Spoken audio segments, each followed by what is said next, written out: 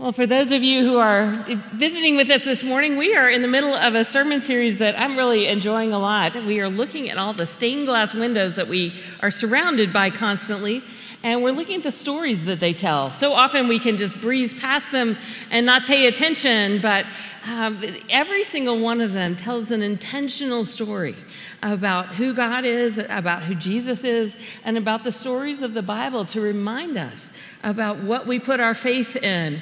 So our desire for this summer is that you would take a little time to pay more attention, to ask questions, to engage your imagination, to think about what's going on in these stories, so that we can think about what God is trying to teach us, even in the building that we gather to worship in. It's not about worshiping the building at all. It's about worshiping the Savior who is high and lifted up in this place and hopefully around the world as well.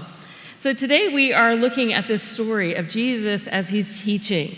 The stained glass window, if you'll put that up for me, the stained glass window is Jesus surrounded by a group of men who are probably Pharisees.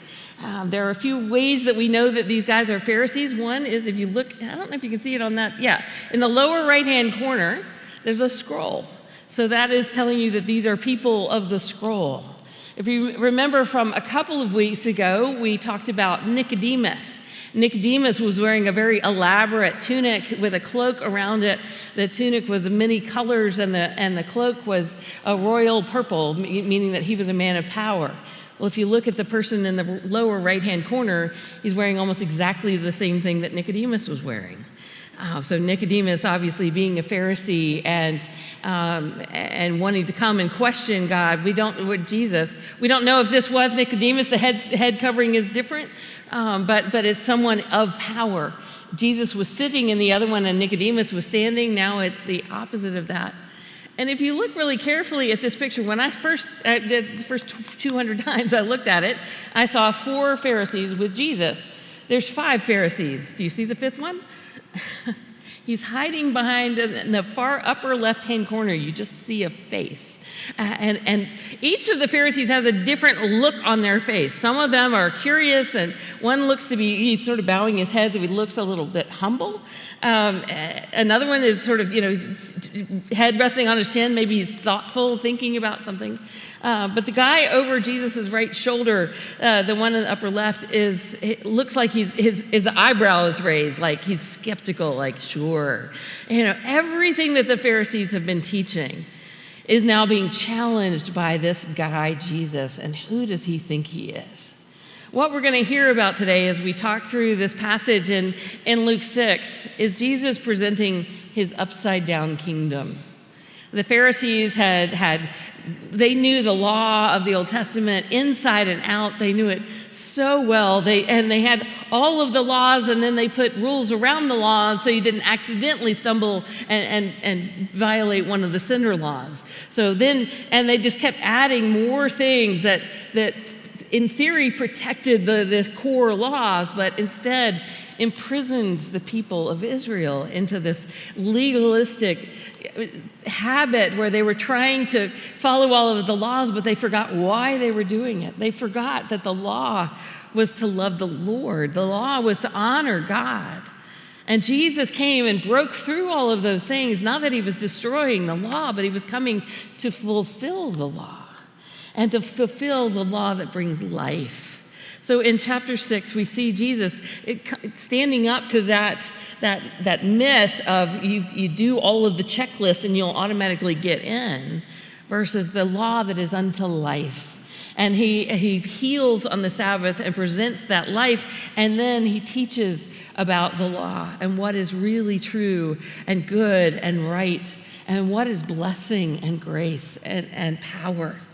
So as we think about that, you can kind of pick a Pharisee whose face that you want to emulate. I would suggest maybe the curious one, or I think the lower left-hand guy. He almost looks like his mouth is open, like, what? So I feel like we need to approach Scripture in that way sometimes. So this first story, it's one of a pair of stories in this chapter, but I only had time to talk about one of them. But Jesus healing on the Sabbath. Jesus says earlier in the chapter, I am Lord of the Sabbath. I mean, how do you think the Pharisees would have responded to that? Like, what are you talking about? Who do you think you are? Jesus is like, oh God, Messiah. But they aren't ready to hear that yet. But Jesus wants to show them in a way that he knows that he can't out-argue these guys. He doesn't want to out-argue them. He wants to show them his power. So he comes to the synagogue on a Sunday, and the Pharisees are there, and they're waiting for Jesus to do something that can make them, they're prepared. I mean, did you catch that they were looking for a reason to accuse Jesus, so they watched him closely to see if he would heal on the Sabbath. Can you imagine that kind of hardness of heart? Rather than going, ooh, I can't wait to see the miracle that he does, they're like, watch this, he's going to heal somebody. I mean, what an incredible attitude to have toward Jesus. Jesus, the almighty God, the all-powerful one who not only can heal, but can create. And he's the one that everybody is coming to skeptical and furious that he's going to do something good on the Sabbath. They have completely missed the rule. The Sabbath is for life. It says in another place that Jesus says, the Sabbath was not created, a man was not created for the Sabbath, but the Sabbath for man. God wanted to bless us on the Sabbath. He wanted it to be for life. One of the few things that you're allowed to do that's work-related on a Sabbath is if your mule falls into a ditch, you can rescue your mule. So it's a purpose of life. It is a way to remember that God is in charge of everything and we're not, that God will lift up all of these burdens that we carry all along. We can lay them down at his feet.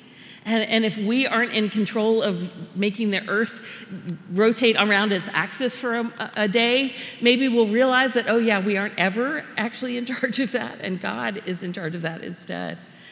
So Jesus knows that he knows their hearts. He knows what they are thinking as he walks in the room. And he sees this man who has a shriveled hand.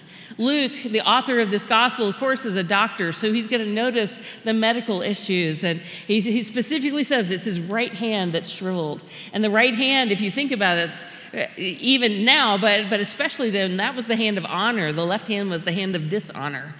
You had to do icky things with your left hand. Your right hand was what you used to eat with and write with and things like that.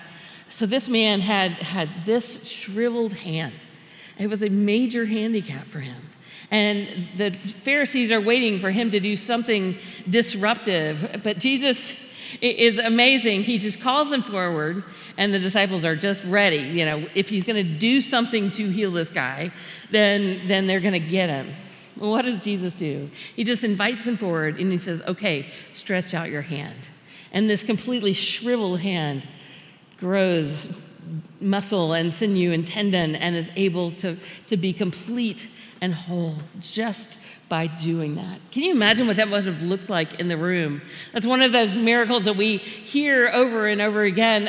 I saw somebody I used to work with. His son was helping write an American Sign Language version of the Bible. It was really fascinating because so much of American Sign Language, it's different from just our English grammar. And a lot of ASL, you understand the context and the inflections by people's expressions. So what they were doing, their translation of the Bible was animation. And so he was writing all the computer code to animate these different gestures and the expressions. And it was so cool because the guy, when he stretches out his hand, the guy whose hand it is, he looks at it, he goes, he just gets this huge face, this elation, the joy that he must have felt. We just take that for granted so often, but this incredible miracle happens. He is healed of something he's probably born with. And how do the Pharisees react? They say the Pharisees and the teachers of the law were furious and began to discuss with one another what they might do to Jesus. They were furious, and they began to discuss with one another what they might do to Jesus. This is where I think face number 5 comes in, the far upper left corner. It almost feels like the face of death watching over and saying, you are going to have to die because you're standing up for this. The Pharisees were not looking unto life. They were using the law unto death. But Jesus Christ wanted to teach a new way of looking at the law, one that would give life and freedom and healing and deliverance. So then in the middle of Luke 6, he takes a little time to call the 12 disciples, and then he goes. In Luke, he has what's called the Sermon on the Plain. You've heard of Matthew's Sermon on the Mount. The Sermon on the Plain was similar, but not identical to that. So he calls the 12 disciples and then everybody else that has been following him around. And he has this huge crowd, and he begins to teach. Jesus was a teacher. He taught over and over and over. But he wasn't just saying, here are the laws, and here's more laws, and here's more laws on top of that. He was speaking about freedom. And he was saying, blessed are you, blessed are you. You know, in Matthew, it says blessed and blessed and blessed over and over. But Matthew never has the woes to it, and Luke has blessings and woes. It's interesting to see those paired together, especially in the context of the hardness of the hearts of the Pharisees. I think that the woes were being aimed at those critics that he had around him. As he gathers people together, you see that Luke is a lot more tangible than Matthew. Matthew talked about blessed are the poor in spirit. Luke just says, blessed are the poor. Matthew says, blessed are those who hunger and thirst for righteousness. Luke just says, blessed are those who hunger. As he gathers these people together, they are seeking healing. They need a word of healing. It's an interesting passage that Justo Gonzalez is a South American theologian who's written an incredible church history, but has an excellent commentary on Luke. This is one of these things about the multitude that was gathered that were looking for healing. It says, although we tend to think of those who come to be healed as people uninterested in Jesus himself and in his message, Luke makes no such distinction. Healing, which is defeating the powers of evil, is as much a part of Jesus' mission as teaching. Those who came to be healed understood that something unique is present. Those who come to hear will be told that this unique presence requires a unique response. So Jesus is healing everybody that comes. It's an incredible moment. Those troubled by impure spirits were cured, and the people all tried to touch him because power was coming from him and healing them all. That's verse 19. It was healing them all. Now, if somebody comes and does that kind of miracle, are you going to listen more or less? I would want to really pay attention to what this guy's saying, because he's got something that nobody else has. He's healing with just his presence, with just his touch. So what he teaches is going to have power to it. And so he begins to speak, blessed are those who are poor. Blessed, for yours is the kingdom of God. Blessed are those who hunger now, for you will be satisfied. Over and over, Jesus is talking about the upside down kingdom. It's a great reversal of what humans think success and power and purpose is. Jesus is saying all of the things that you get in this earth might feel great right now, but my kingdom is so much bigger than this. My kingdom is so much higher, it's so much more powerful. Some mornings, on Sunday mornings, I wake up and I'm praying through my sermon even before I get out of bed, and I was like, Lord, I need something here, because it's very matter of fact what he says. I was missing the heart of it. And I felt like God just gave this dose of joy and blessing. The idea that what God is saying here through Jesus is what's really important. What's really important is his kingdom, his blessings, and what is of the earth is just stuff. If you think that you will be satisfied when you have enough money, you're never going to be satisfied. If you think that your life will be complete when you've had the big feast and you're full and now you're there, you're going to get hungry again. What Jesus is saying is that the kingdom values are so much more important, and that's where the real blessing is. That's where the joy comes from. It's from the Lord. If we think that what is here on earth is enough, then we're always going to be empty.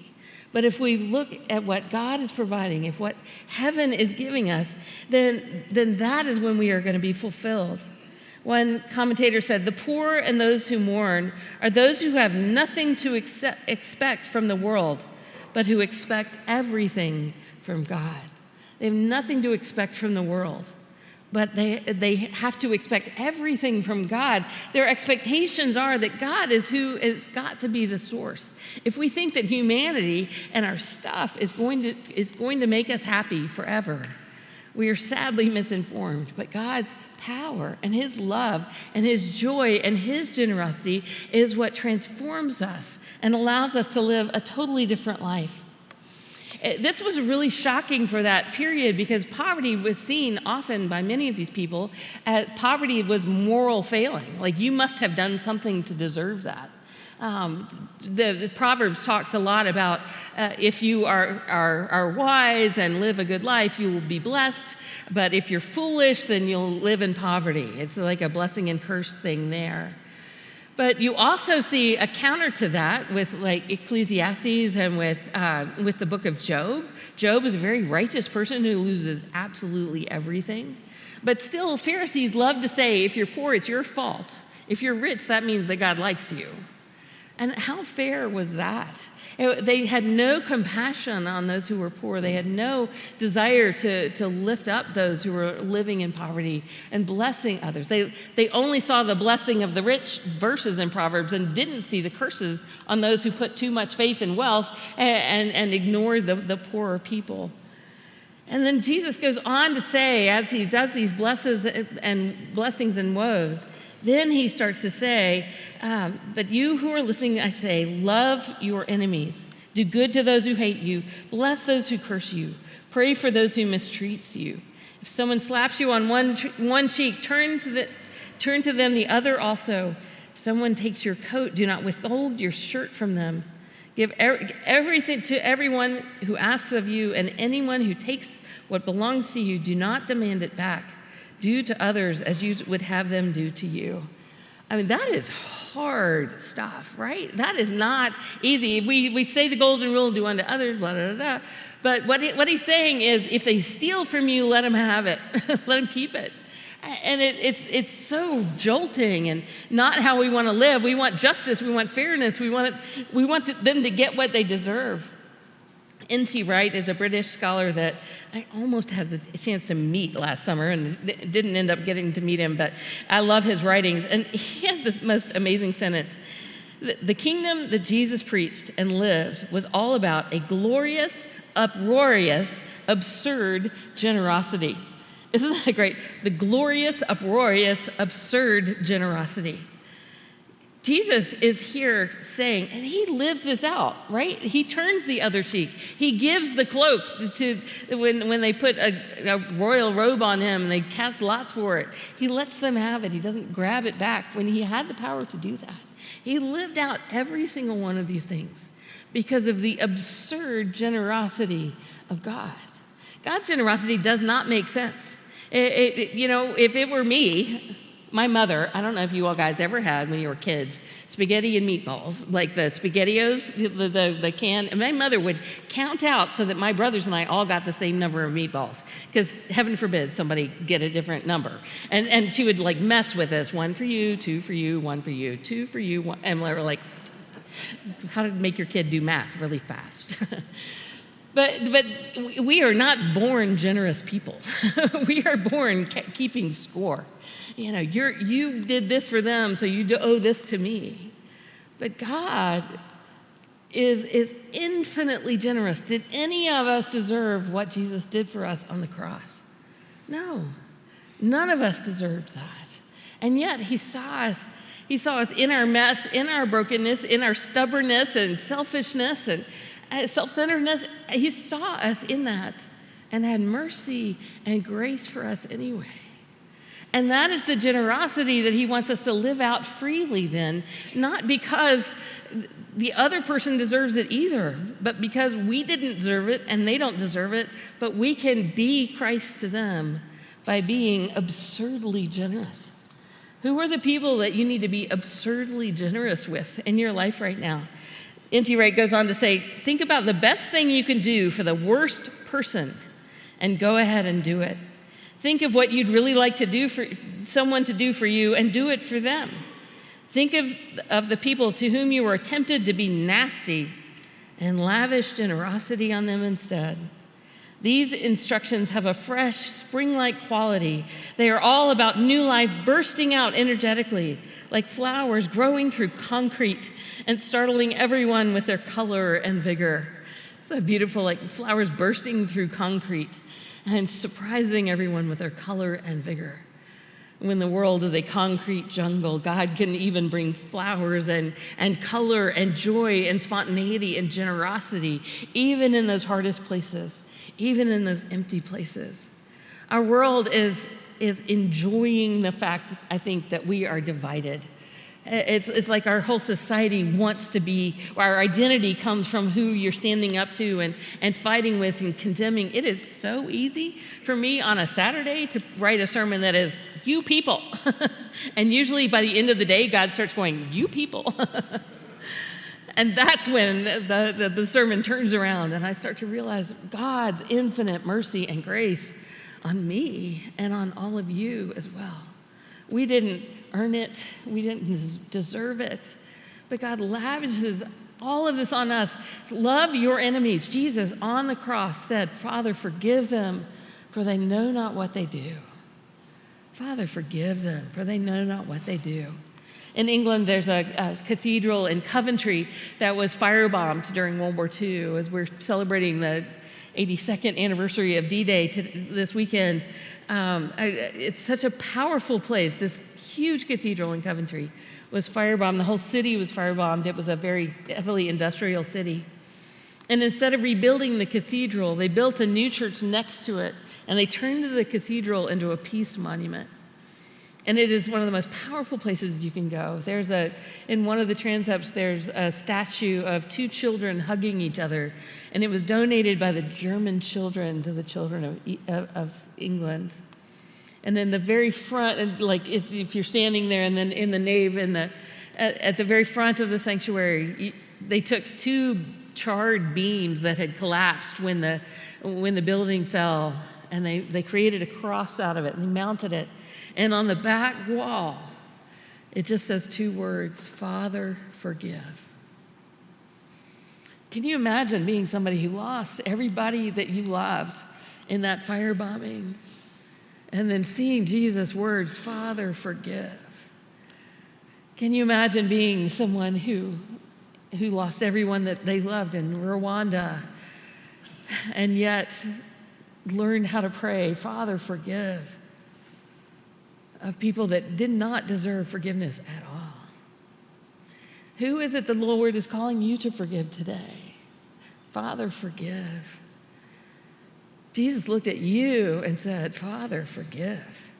He is the one that paid the price for you. He loved you when you were his enemy. He turned the other cheek when you struck out at him. It's easy to get mad at God. I get it. I've done that myself. And yet he forgives us and he turns the other cheek. And after we've gotten our anger out at him, he then draws us into his arms in a big hug and says, you are my child. Not because you've earned it, not because you've deserved it, not because you've fulfilled 613 different laws, but because I was willing to die for you, and you are my precious, dearly beloved child. As we come together for communion this morning, this is our reminder that Jesus said, Father, forgive. He said, this is my body broken for you, my blood shed for you. Even when we were his enemies, even when we were as far from him as we could possibly be, still he looked at us and he forgave us and he spoke our name, our individual name, and he chose us to be his children. So as we are invited to the table today, I pray that you would not only receive his grace and his forgiveness, but also think about what it means to pour that out on others. We can love because he first loved us. Our lives can be transformed because he is the one who paid all the price. And because of his absurd, glorious, uproarious generosity, we can be absurdly generous with others as well.